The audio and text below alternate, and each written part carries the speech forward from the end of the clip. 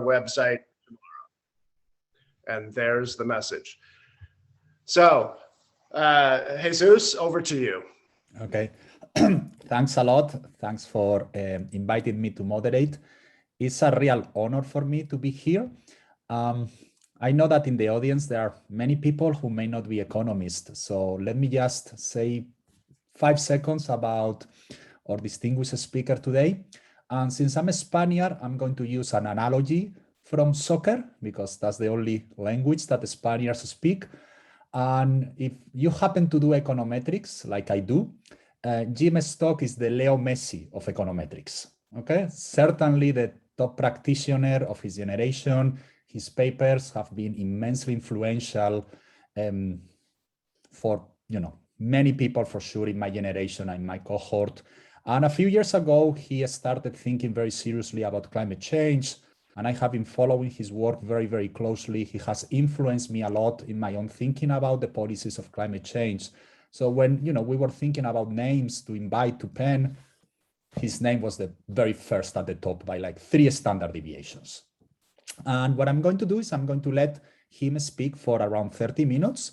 During the presentation, if you have questions, please put them in the Q&A, and then we will have around 25 minutes where I will try to moderate those questions. I will ask the questions to the speaker, and we can engage into a conversation, but the Q&A should be very easy for all of you to use. So without further ado, Jim, please.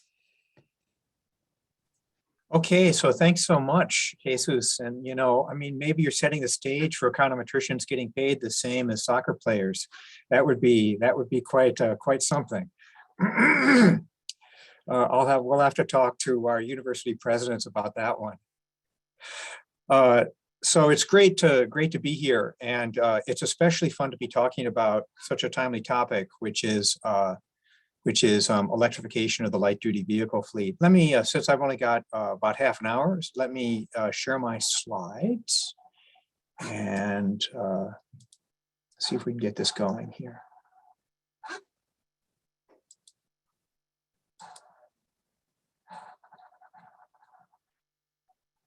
Okay, we good? Okay.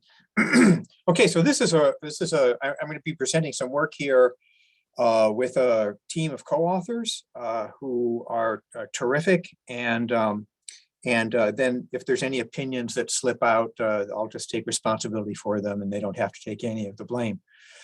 This is a really exciting time to be talking about electrification of the light-duty vehicle fleet. An enormous amount is happening. So let's just step back for 1 second and set the stage. So up here, there's a ton of information on this, but we'll go through this. So up here on the upper left is a breakdown of emissions by sector, and currently and actually for the last several years, the transportation sector in the United States has been the primary source of CO2 emissions. Of the transportation sector, a big chunk of that is, in fact, most of it is from light duty vehicles. And so light duty vehicles are cars and trucks, like pickup trucks and so forth. Medium duty trucks are more like those Amazon delivery van, that sort of thing. And then they go through buses and the sorts of heavy trucks that you see on the road. I'm not going to be talking about medium duty vehicles, although I would say that a lot of what I'm saying today is equally relevant for smaller light duty, for medium duty vehicles like delivery vans. Okay, so I'm going to talk about light duty vehicles today. And the big thing, of course, in light duty vehicles is electrification of the fleet. That's driven from a policy perspective, of course, that's driven by the desire to move off of fossil fuels into a lower carbon or a low carbon technology. It is also increasingly, and I think in looking ahead, going to be driven by cost considerations as the price of batteries fall, and as the automakers get better at designing, get more experience at designing electric vehicles. I think we'll see the price of electric vehicles drop below that of internal combustion engines in the not too distant future. But in the interim, there's a question of where are we going? How are we going on this transition? Even if there's a sense that this transition is going to happen, it's far from clear how quickly it's going to happen. And given the urgency of the climate challenges that we're facing, it's important for it to happen expeditiously. I would say the economist puts on their hat and says not necessarily too inefficiently, but at least efficiently and expeditiously. I thought this table over here is really a striking one, and this shows the range of question marks associated with where EV sales shares are projected to be. I'm sorry, this is 2021 up here. These are projections in 2021 of sales shares in 2030. So that's a typo. So these are sales shares of electric vehicles among light duty vehicles projected this year for 2030. And bringing up the most pessimistic end is our Energy Information Administration, which actually thinks that the sales share is going to drop from the first half of this year slightly to 2.2% in 2030. Bank of America recently upped its forecasts, and it's at about a 20% sales share in 2030. IHS Markit is, and that's including the tax credit, under non-tax credit policies, a tax credit extension, under current policies in which the tax credits are expiring. IHS Markit has 37%, and the Biden administration wants to hit a target of 50% of EV sales in 2030. So clearly there's, first of all, two things to note. One is there's an enormous range of baseline assumptions. Where are we going to be? And that's going to be important when I think about numbers. And then even from this most optimistic, this Biden target is a you know, that's a significant lift. It's a huge lift relative to EIA, but it's even a lift relative to IHS, and that's going to be something that policy needs to expedite. There are a couple of trends. I'm sure everybody is aware of the declining cost, declining price of electric vehicles. So you can see how this is a plot of different model years. These are the really old ones.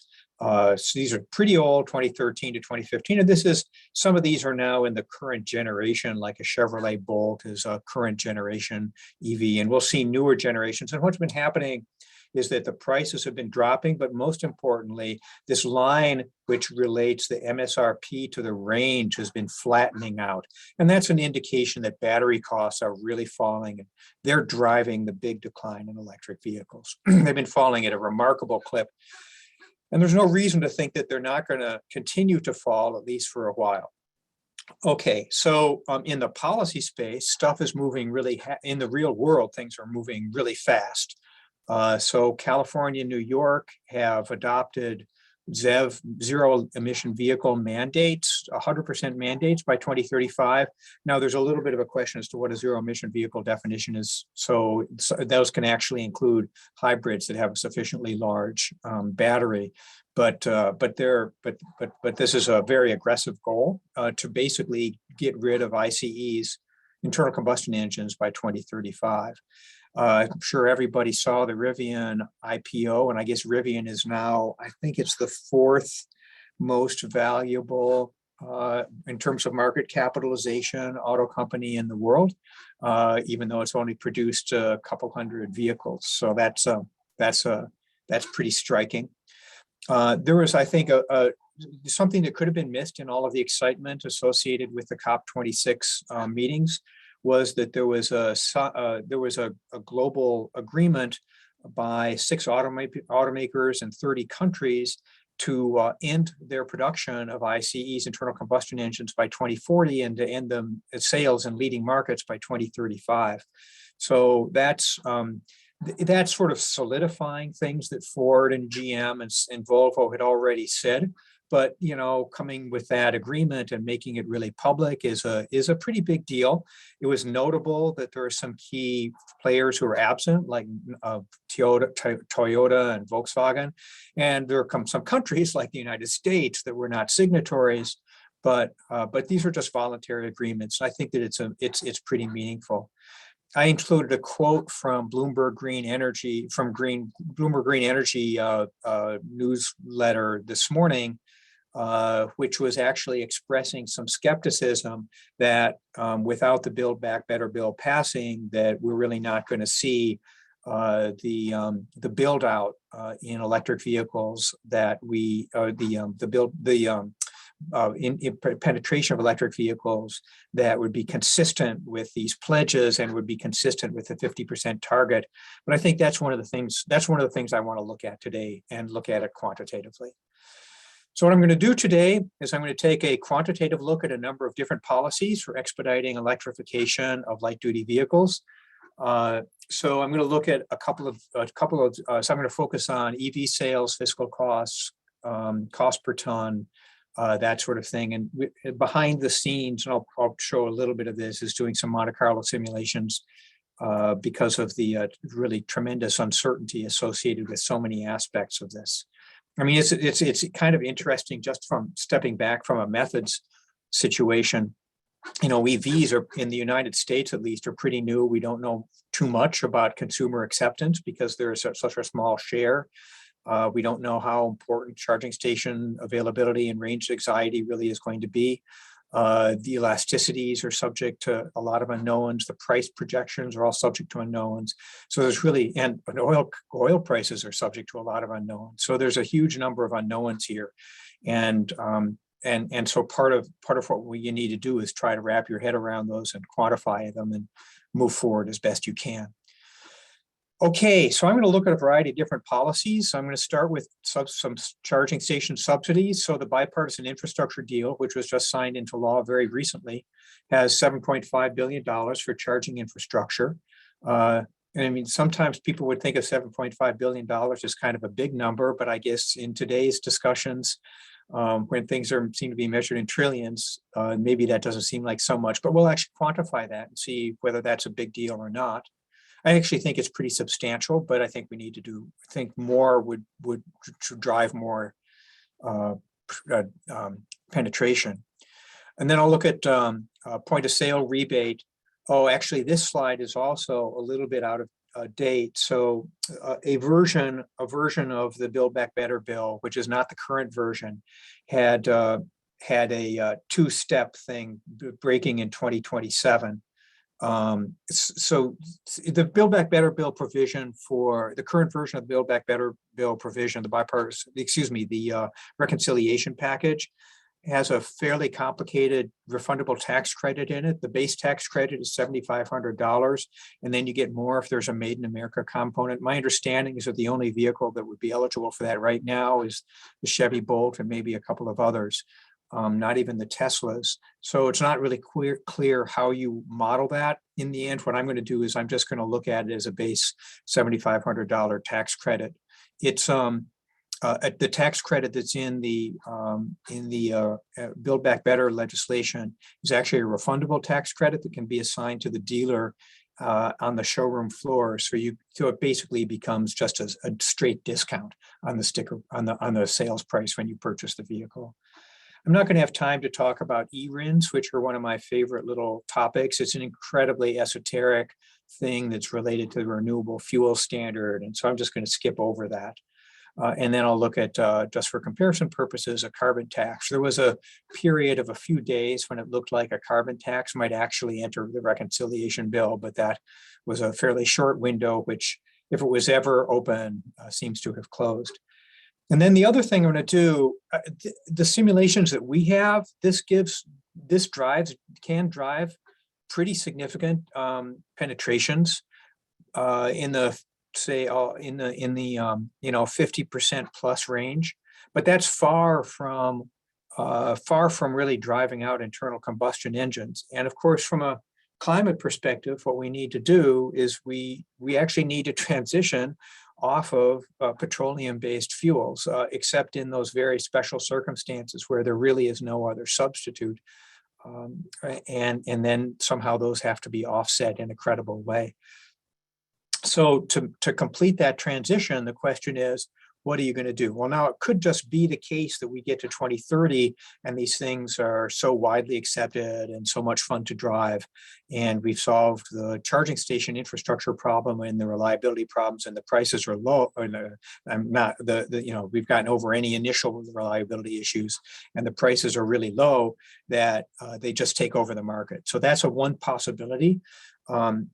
It also might be the case that there's some hesitation, or there's certain areas of the market that are not getting deep penetration, in which case some additional policy is needed. And so what I'm going to look at is I'm going to look at a national ZEV mandate. So remember, California and New York have a zero emission vehicle mandate to have complete penetration by 2035 of new sales. I'm not going to make it quite as aggressive, but I'm going to ask the question of what if we had a national ZEV standard and we implement that. I guess I'll just make one short digression. The thing that's interesting about this policy is that we can implement this policy through existing regulation. So existing regulation right now, the CAFE standards, which is what regulates fuel economy of new vehicles, lies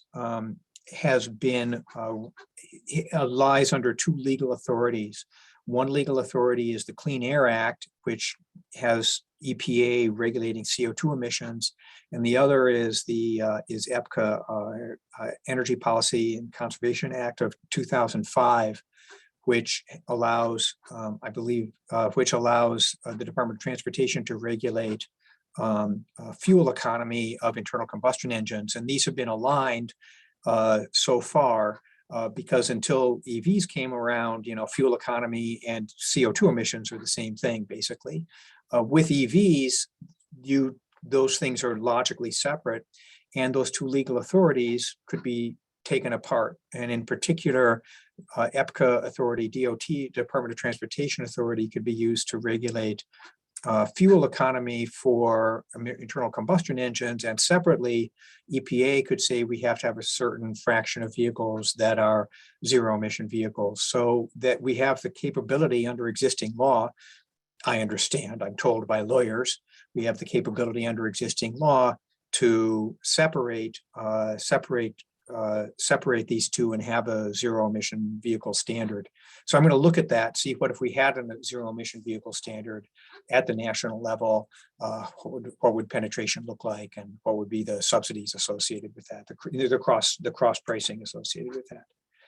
Okay, so I'm going to go very quickly through the model, since since this is a general audience, and also I want to make sure we have time to hit on some of the key results. So I'm just going to talk about the model at a very high level. I'll just say at the outset, this is kind of a challenging modeling exercise, not because it's necessarily conceptually super difficult, but just because there is such a pretty small amount of literature studying electric vehicle adoption and electric vehicle penetration. There's a very large literature modeling purchase of cars and decisions about cars, but we just don't have as much data on electric vehicles. And electric vehicles have this additional challenge that you need to make sure that you can actually recharge them. So there's this aspect of interaction of chargers. I mean, of course, that's true for regular cars, for internal combustion engine vehicles, but we kind of take it for granted that there's gas stations all over the place. Whereas for electric vehicles, that you can't take that for granted, that the charging station availability is actually quite an important consideration. So there's really only a few papers in the literature that provide a guidance or provide quantitative estimates that allow us to take a look at the decision to purchase an electric vehicle drivetrain versus an internal combustion engine drivetrain, and especially do that in the context of how many charging stations are really out there. So the paper that we're going to follow the most closely is this one by Springle, which is coming out in AEJ Economic Policy, I guess. Might actually be out already. And then there's a number of other related ones by Zhao and Li and others, but we're going to follow Springle most closely. What's interesting about the model we use, and the model in Springle is actually a multiple equilibrium model. And the reason for that is that you've got two equilibria with charging stations. One is where there's not many cars and not many charging stations, and the other is where there's a lot of charging stations and a lot of cars. And then there's an intermediate one that's unstable. So it kind of separates. So if you imagine a little curve in your head, an S curve in your head, you can separate into the high and the low equilibria. And so that's an important consideration as we think about the problem of charging station build out. I mean, the problem of charging station build out is a chicken and egg problem in which you don't have enough chargers, and you don't have many chargers, and then people don't want to buy EVs. But if you don't have any EVs, the private sector is not going to want to build any chargers, and you're kind of stuck in that situation. And that sounds like kind of an esoteric, a little digression here. That sounds like kind of an esoteric thing for economists to obsess about, but it's really interesting. I run a freshman seminar on climate policy, and we met last night, and we have guests come in, and one of the guests who came in or Zoomed in is a venture capital person in clean tech, and she was talking about this problem. She just went on about an area that she's really interested in. It happened to be charging stations. And she said, there's this real problem right now, which is this chicken and egg problem. And nobody wants to build the chargers, and nobody without the EVs, you can't buy an EV unless you can charge it. And in her view, unprompted, she was just saying, this is the biggest deal out there right now. So it's quite interesting because that's going to be exactly the findings from our simulation. So it's nice to have some real world validation of that. And then we're going to focus on some cost per ton and so forth. I just want to say something on cost per ton. I'm going to do cost per ton in a fairly mechanical or engineering way. So we're not going to take into account, this is not welfare costs or preferences. And I think that estimating preferences and welfare costs is super difficult in this environment because tastes are going to be changing and unobserved attributes are going to be changing in such a significant way. So this is more of an accountant's calculation of costs rather than an economist's calculation of costs. And I should just mention, let me say one other thing about the cost. So in terms of the cost, so the total cost of charging stations, the total cost of a policy, what are they going to be? Well, from a economy-wide perspective, from a society-wide perspective, the costs are going to be the physical costs that you encounter under the policy minus the physical costs that you avoid, plus the operating and maintenance costs that you encounter, minus the operating and maintenance costs that you avoid. So that's an accounting definition. And so that's what we look at. Among those physical costs is the physical cost that you need to upgrade the power system to charge all of the additional electric vehicles. In the background, what we have, I'm not going to show you this today, but in the background, what we have is we're using something called the Reed's power system model, which is produced by NREL, maintained and constructed by NREL, and that model is going to be generating marginal costs for additional power that we need to generate to charge all these EVs. Okay, so basically, for those of you who are familiar with it, we're just using a logistic demand. It's very simple. So we're just imagining that you have one vehicle to choose from, and you choose between an electric vehicle and an internal combustion engine, and otherwise they're the same. And you might say that's ridiculously simplistic.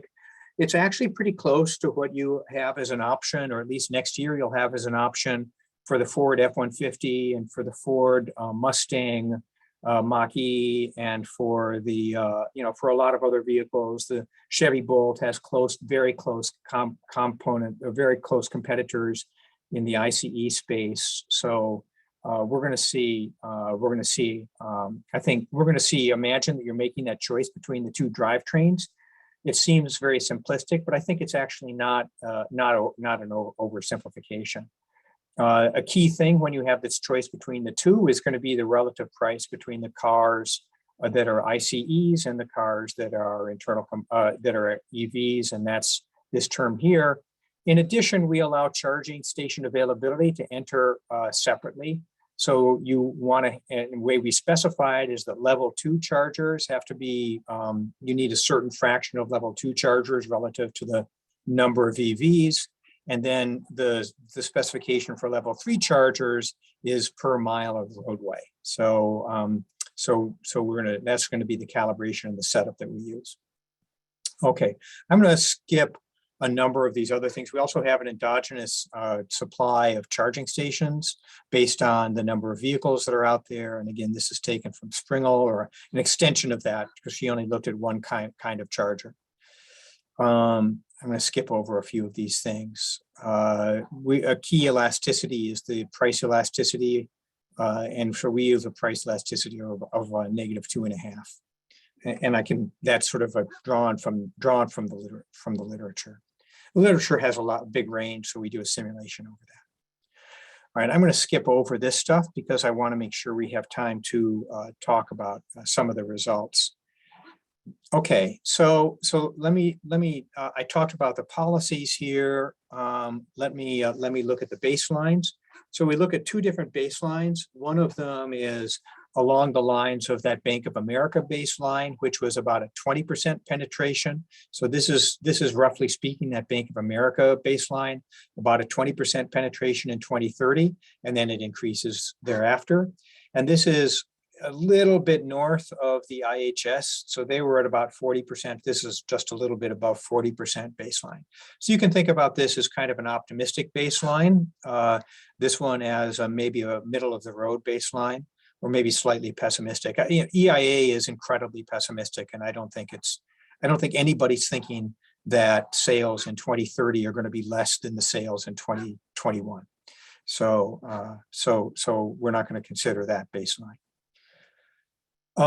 Here's a set of simulations. I'm going to spend some time just talking through these results.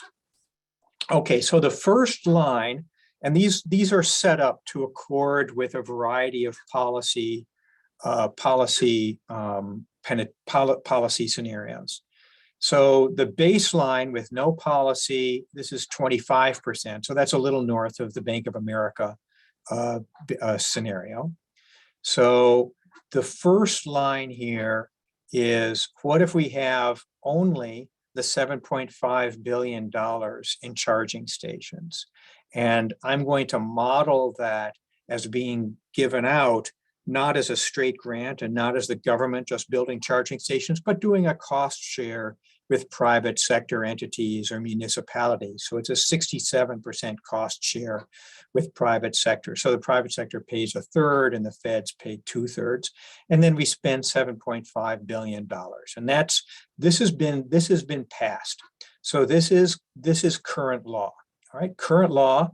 And that actually has a pretty substantial bump. That's about by itself, that's about a 7 or 8 percentage point bump in EV penetration in 2030, which is really quite a small number. Now, when I calculate the cost per ton of CO2 emissions avoided, so it reduces emissions in 2030 by 35 million metric tons. So that's something. It's not a huge number, but it's something. And when I calculate the cost per ton, it's actually a fairly high cost per ton. The reason for that is that because this policy takes effect really quickly and the power sector is still pretty dirty, we're not reducing that many tons for the overall expenditure. As the power sector gets cleaner, we get more and more benefits in the future, but this policy has an effect right away. It jumpstarts the industry or gives an additional tailwind to the industry. But I think that's the reason that you see a relatively high cost per ton for this particular policy. I should mention one thing that I didn't say that I should have said. We have an assumption.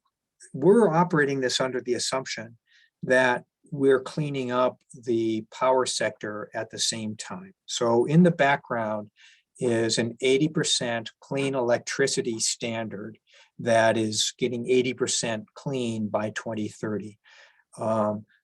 It is not clear. It is not clear at all under the Build Back Better bill as it currently stands that we're actually on track to achieve that. And I'm going to come back and talk about that. That's a really important assumption. we're assuming that we actually have an 80% clean electricity standard in the background.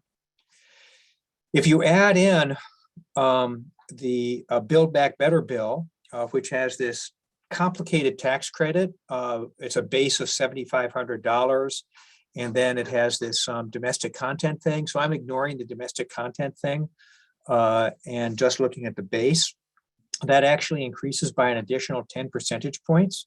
So pretty remarkably, it gets us all the way from 25 to about 44%, but not quite to that 50% threshold.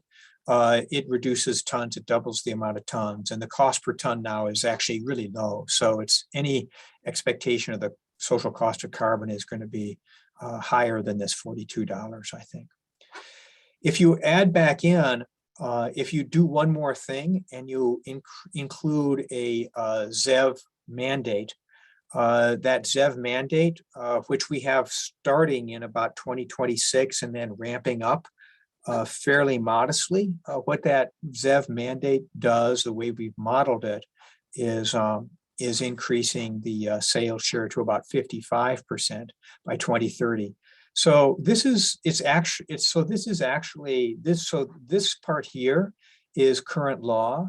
This is in the current version of the Build Back Better, and this is something that's within EPA's authority to implement under the Clean Air Act. So this is very plausible to me as a potential strategy. It would have about 100 million metric tons of abatement, so not a lot, but it's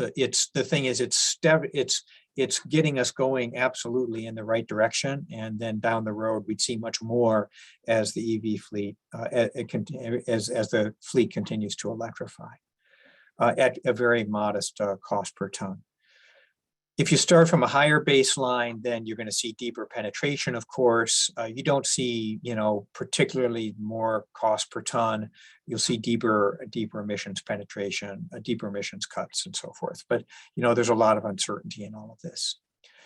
I'm going to make just one or two other points and then stop. And so this is a horrible table, and so I apologize for that. But I'm going to point out just one thing. This is a simulation a series of simulations in which we held the total budget fixed. And what we did is we varied the charging station subsidy and the point of sale rebate in such a way so that the total fiscal cost was held constant. And that allows us to look at the question of, well, what if you say I want to spend $160 billion? How can I allocate that between charging station subsidies and consumer rebates in a way that maximizes EV shares and minimizes emissions, so maximizes emissions reductions? The answer to that question is you really want to spend as much as you can on charging stations. And so that's a numerical question based on our simulations. And so you might not, whether that exactly is true for this $40 billion, who knows? But the basic intuition, I think, makes an awful lot of sense. It's just like my visitor from the venture capital company said, if you can't charge these things, who's going to buy them, even if they're really cheap? So that's what we actually find, and it can make a really big difference. For the same amount of budgetary expenditure, you can increase by almost 20 percentage points the penetration. All right, so let me show you, I don't know, what am I going to do? I'm going to show you just one slide, and then I'm going to stop. So here's a couple of one slide of pictures. This is showing a baseline. This is showing one of our policy paths under the 80% clean electricity standard. Suppose instead we don't have a clean electricity standard. In fact, suppose that the grid, at least on the margin, doesn't get any cleaner than it is today. Well, then electrification basically is not such a great idea. And as we watch time progress, we see emissions decline, but actually then compared to the alternative of ICEs, emissions start to go back up. in our deep EV penetration scenario, and that's because we're not cleaning up the power sector. So cleaning up the power sector must go hand in hand with transformation to electric vehicles. That's, maybe for non-experts, that's not surprising, but for economists who read the literature, there are an awful lot of papers that point out or make the case that electric vehicles are dirty in some parts of the country if you purchase them today. That is true, and what this underscores is how important it is that we clean up the electricity, the power sector, as we are transitioning to electric vehicles. So I'll just summarize and stop because I'm a little over time. So policy is really effective in expediting the EV shift. Policy infrastructure, charging infrastructure is really a key. And to do that, you need to have and for this to make any sense at all, we need to keep cleaning up the power sector. Things like a carbon tax, I didn't show that result, but a carbon tax really doesn't make much of a difference here. And the reason for that is that, if you make gasoline a little bit more expensive, in the big picture, that's not going to make a big difference in terms of your vehicle decision. If a $20, $40 carbon tax means that you're paying 40 cents more a gallon, and the evidence is that people don't think so much about gasoline prices anyway when they purchase cars. So that's not going to be a solution. The Zev mandate actually could be quite important, quite an important change. One thing that we haven't discussed, but I think is really quite important, is thinking about the policy, the design of the charging station subsidy program. There has been, I believe, zero academic work on this topic, but how we actually design this program, I think the devil is in the details here. And we have examples of how we've done these programs poorly in the past, and it's really important to do it well in a way that supports making it possible for people who don't have their own garages. That's going to be urban locations, most importantly, like apartment buildings. Make it possible for those people to actually be able to purchase an EV. That's a really important part of this, and getting the design criteria right so that the incentives are aligned is something that needs a lot of work. Okay, so I'm going to stop sharing, and we should be back. Yes. Okay. Thanks a lot. That was absolutely wonderful. And what I'm going to do is I'm going to go over the questions that we had during your presentation, roughly in order. I may change a couple of them to make the conversation flow better. And, quite luckily for us, the very first question was precisely about your last point. It was by Adam Yarina, and he was, what do you see as the most promising options to address residential charging infrastructure needs when people cannot easily charge at home? And I know you mentioned this very briefly, but, could you elaborate maybe a couple more minutes? And, it's something that I have been thinking myself, and I don't have a very good answer. This is really a big deal. So we don't, except in some places in California, we don't have a good fast charging network, and it's very difficult even to get level 2 charging reliably outside of your own home. I mean, I think all of us who have EVs have the experience of, you look it up on some app and then you go there and either it doesn't work or it's full or whatever. So it's a pretty frustrating experience right now. If you're living in an apartment building, here in Boston, there's a lot of places where you can actually have your own home, but you don't have a garage. You don't have any parking that comes with your house. So you park on the street. How are you going to charge? It's actually illegal to run an extension cord from your house across the sidewalk. Not only is it really dangerous, but it's illegal to do that. So how are you going to do that? There are some exciting and clever ideas, like, aligning them with light posts and parking meters and so forth. But there's some really boring and straightforward things you can do too. Like in apartment buildings, you simply work out a deal with the apartment owner so that, somebody's going to have to pay to do a lot of trenching and upgrade the power system for the apartment building, and then put in a lot of charging stations or maybe just outlets that are available around the parking lot. But then, you know, if you can charge overnight in a parking lot that's the parking for your apartment building, then that's great. And, you know, you can think about pretty low cost and low tech ways to do that. Simply having whatever like a 40 amp circuit that's available, or a 50 amp circuit that's available there. You can plug in your own charger, and then you might, you know, have to have some electronics so that you're suitably billed for the electricity. There's some solutions here that could really be scalable.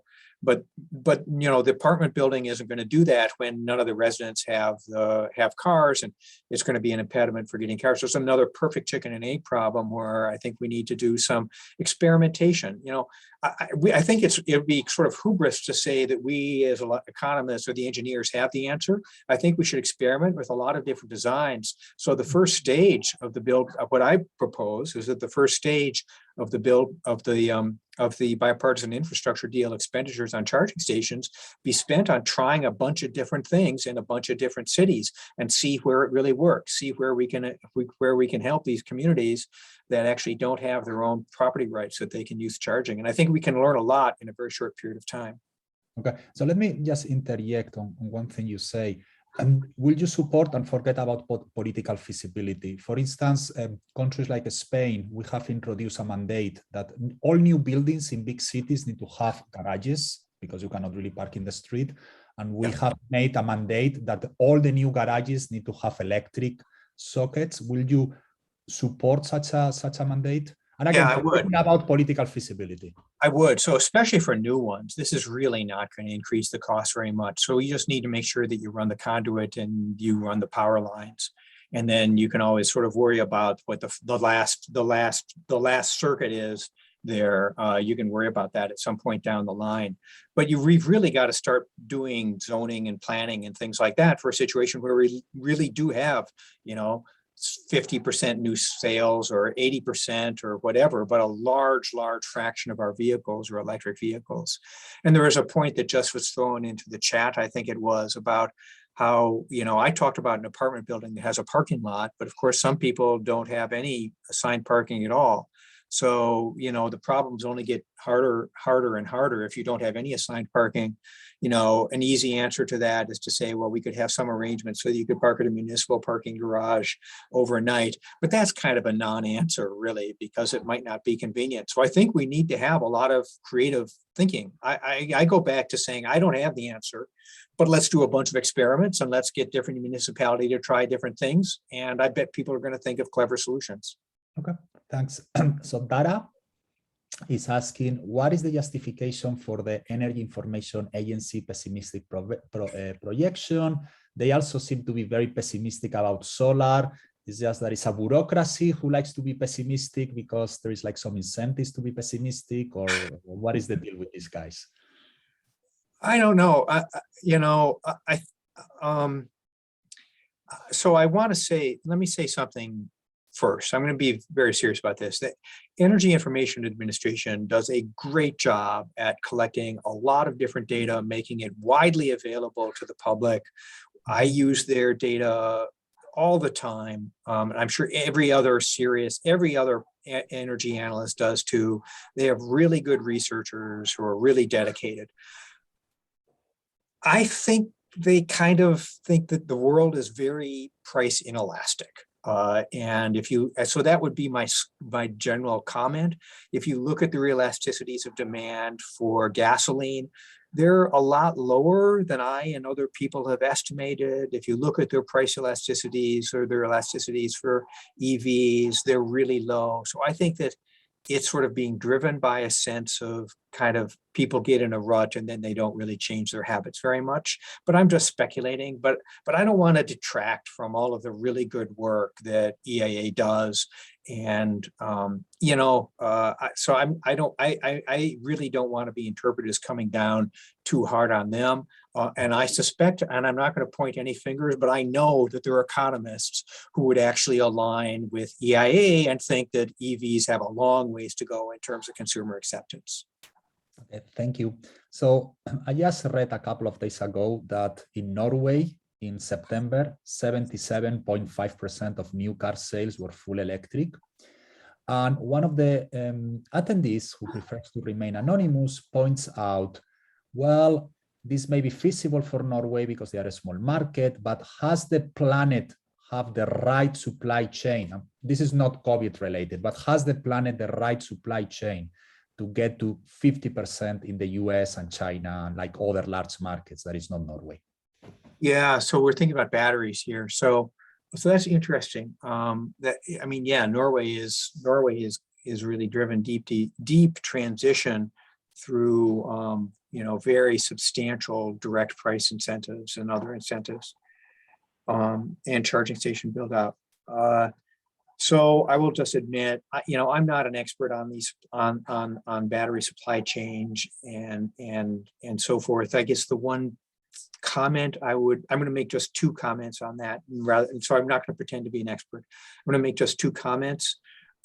Maybe I'll make three comments. So one is that Ford and GM and these other companies that are making these big commitments, I don't think that they'd be making these big commitments if they didn't think that they'd be able to deal with these supply chain challenges. I think second, we're having some additional recognition of the importance of some aspects of mining in the United States, although we have to be very careful, and in Canada, but we have to be careful about how we do that environmentally. If we're thinking about lithium mines, those are moving forward. A third comment is that battery technology right now is very heavy in cobalt, especially, and other minerals that are really problematic for mining. But there's an awful lot of exciting research on the chemistry of alternative batteries. So I could imagine that we could be in quite a different situation in a decade from now, in terms of what the batteries actually look like.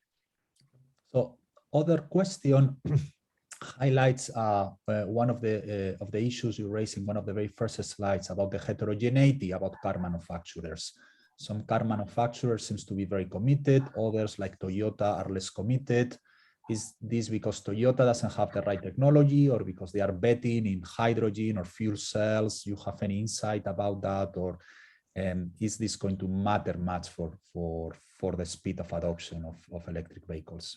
Yeah, I mean, of course, Toyota is such an interesting example because they were in the lead with Prius and with hybrids.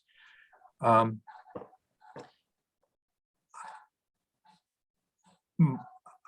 mean, I hate to make technological comments or technological bets. The one thing that I think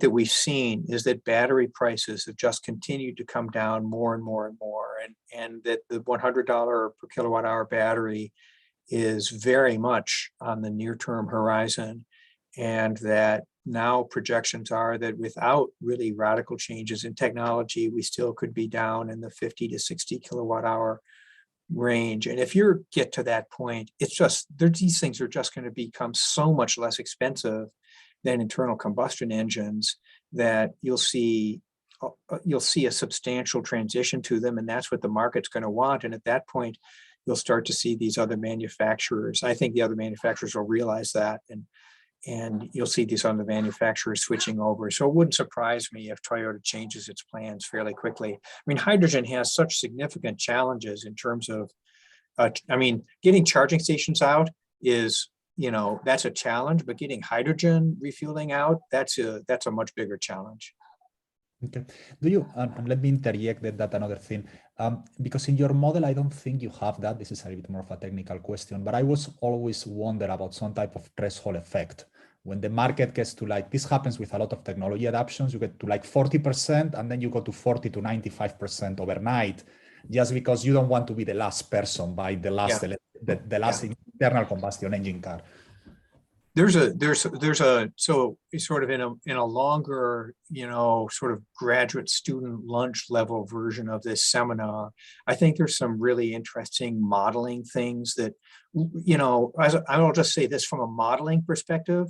Look, we're taking data from the from historical low penetration rates and somehow extrapolating that to 80% or 90% penetration rates in the future. And that's an extremely difficult modeling question. I think that there's the dynamics that you refer to are potentially very important there. Okay.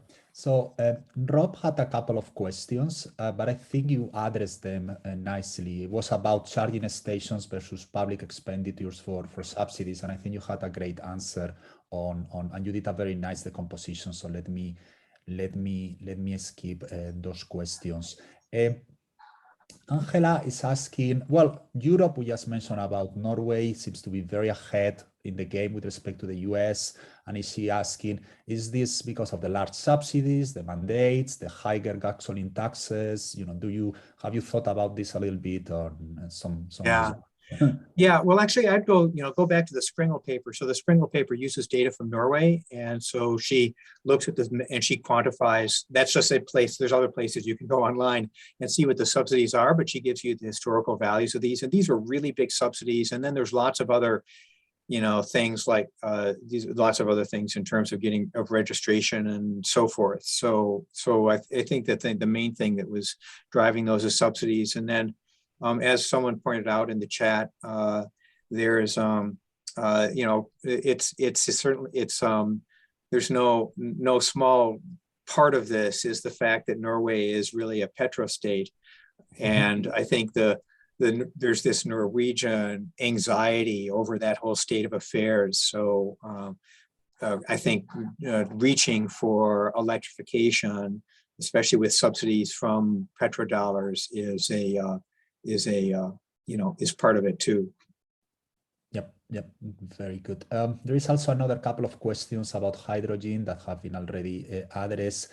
And let me merge a couple of questions. A couple of people in the chat and the Q&A are thinking about behavioral nudges. I'm a little bit skeptical about the long-run impact of nudges, but let me not add my personal preferences.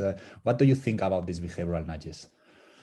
Yeah, I think that they're important in certain circumstances, and we've seen how nudges in some cases, like default, changing what your default setting is in your investments and so forth is a classic example. But clearly, there's other examples where nudges can be important. I don't see that as I don't think that to the extent that we can exploit that, that's terrific. I don't think we want to have a climate policy that's based on nudges, because I'm not really confident that would deliver what we need. And I'm sure that we can have some clever ways to think about nudges here, but I don't think we can make people default into electric vehicle choices. So I'm not exactly sure how to implement that concept here. Okay, so there is a couple of questions that I'm going to merge, so it's a little bit easier to ask them. It's about the Tesla model of having their own network of superchargers versus companies that are not doing that. Should we offer companies a subsidy to have their own networks, or do we want to have like a general network for everyone, everything related with the standardization of chargers, etc.? Should the government play a role on this aspect? So there's good work by Jing Li at the Sloan School that has studied the incompatibility problem of level 3 chargers. Let me just step back for a second. So the challenge that we're talking about here is level 3 or DC fast charging. Everybody's compatible with the level 2 charging now, but the DC fast charging has these different different standards and lack of compatibility. Jing Li has studied that, and she finds that there's substantial costs in terms of retardation of penetration and consumer welfare costs by having these multiple standards. And so that's great, because that's the econometrics that backs up sort of the real world experience, that if I'm driving to New Hampshire from Boston and I feel like, gosh, I really would like to get my vehicle charged, and there's a Tesla one, well, shoot, I have a Chevy Bolt, it's not going to work for me. That's a real inefficiency. So I think that we need to we really need to be moving to an accepted standard. Now, it's probably reasonable that there are a lot of different things that were tried along the way, but I would be surprised if 5 years from now that we weren't really at a universal standard or some sort of cross interoperability or compatibility framework, because maybe that could be done with modifications of existing systems and software changes and so forth. Okay. Yeah. No, that's if we just could get standards for the iPhone chargers, that would be even better. But anyway, so we only have 1 minute left. We still have 2 questions. So let me just try to pick one of them that is a little bit shorter. Have you thought in your new job at Harvard, what will be the optimal, for instance, number of service stations or like charging stations you should have at places like Harvard? And if, we want to do the same at Penn or at the Penn Turnpike, imagine that tomorrow the president, Amy Goodman, calls me and says, Jesus, how many of these electric outlets do we need to install? You are an econometrician, I'm paying for you. How will you think about that? Yeah, so I think that charging at work is actually potentially really important. And that would be another way to solve this challenge of people who don't have, if you live in a house that's on a street and you don't have an ability to go to a parking lot, well, if you have a regular job that you drive to, that might be another mechanism. So I'm actually a big fan of our trying to do that. So I'll go back to the experimental thing is we could write down some sort of model, but that would really be wrong and inaccurate. So I'd love to actually just see some experiments, and maybe we can figure out the right way to incentivize it so that we can provide charging for our employees who don't work, who don't have their own home, but people like me where I can charge at home. Well, maybe I could just be charging at home and scarce resources could be used at the office for the people who don't have their own charging stations at home. How you actually figure that out, I don't know. There's a ton of little questions like this that are really great things for economists to work on. Okay. Thank you. So I think it's 1 o'clock, and we should be, thankful for your time. I know you are very busy. There were a couple of questions I didn't have time to get. I apologize for that, but this was such an interesting conversation. And I don't know, Bill, I don't know if you want to say anything else beyond thanking Jim for his wonderful talk and even better answers. Oops. Okay, I think this was the end. Anyway. So thanks, and I hope to see you around soon in Boston in some moment. Thanks. Yeah, thanks. Nice talking. Nice. Bye-bye.